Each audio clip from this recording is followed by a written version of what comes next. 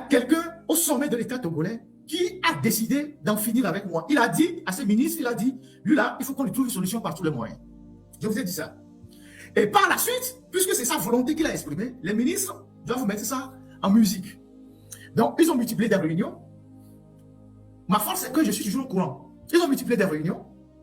Et au cours de certaines réunions, le fameux Adjouvi, lui, particulièrement, il a une haine viscérale à mon égard et à l'égard de nos frères de M66, avec les Sagabango et tout son groupe. Une haine viscérale.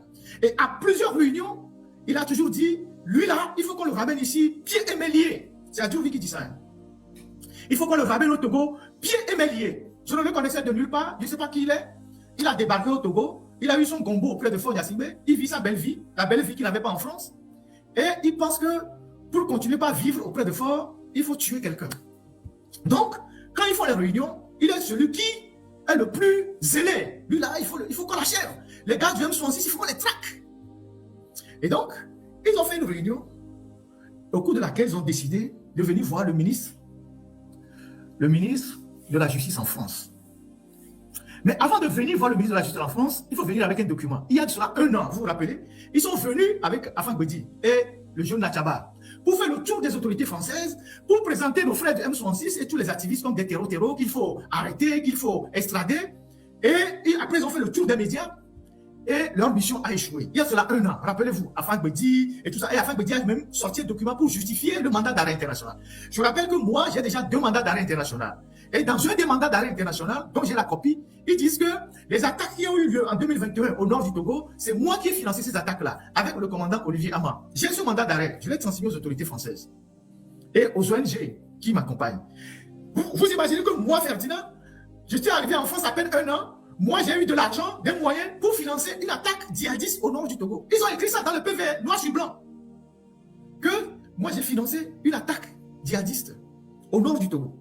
Et donc, j'ai ce mandat d'arrêt-là. J'ai la copie que j'ai transmise à toutes les ONG de défense des droits de l'homme. Et donc, ils ont mis le commandant Olivier aussi sur ce mandat d'arrêt-là. Et donc, quand ils font la réunion, ils prennent le rendez-vous avec M. Darmanin.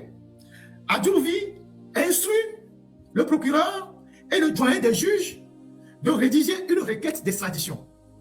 Donc, Agadazi, lui, il est à Lomé. Il était à Lomé depuis le 24 avril. Il était à Lomé depuis le 24 avril. Et Agadazi était dans les bureaux du procureur le 7 mai.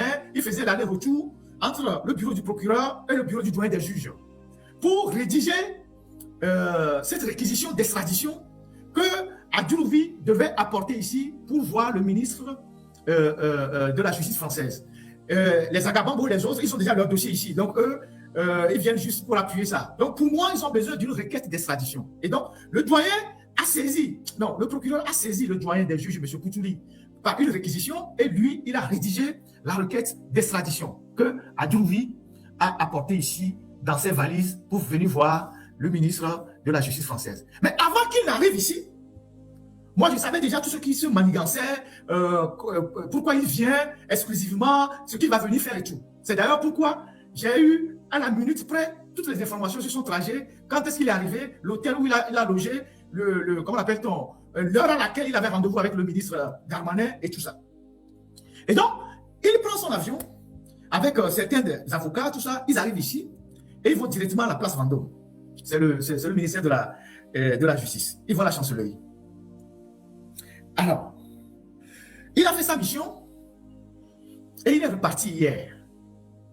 Il est certainement en train de suivre cette vidéo ou ce live.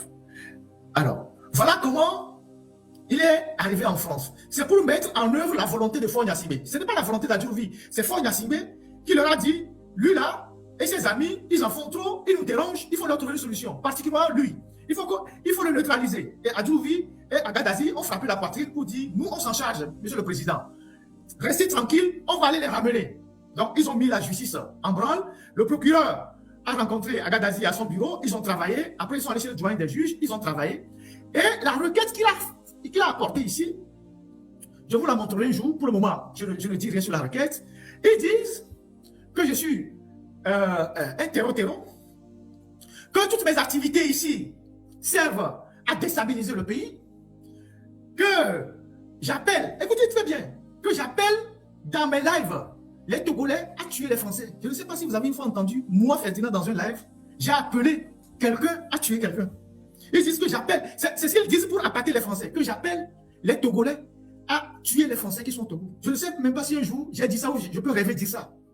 Moi qui suis journaliste.